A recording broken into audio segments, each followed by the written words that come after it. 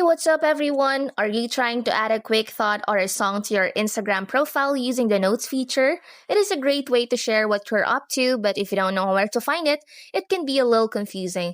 Don't worry, I'm going to walk you through exactly how to add Instagram notes. First things first, open up the Instagram app. To find the notes feature, you need to go to your direct messages or DMs. You can do this by either swiping left on your main feed or by tapping the little paper airplane or message icon in the top right corner of your screen.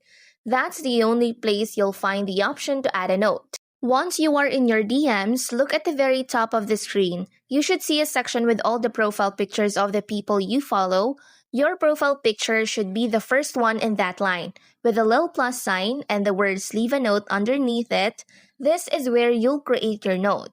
A pop-up will appear and you can type a message up to 60 characters long. This is where you can share a quick thought, a status, or a question. But you can also add a song, just tap the music icon, search for a song, and a 30-second clip will be attached to your note. You can even mention other users by typing @ and their name. Before you hit share, you have one more important choice to make. You can share your note with one of two groups.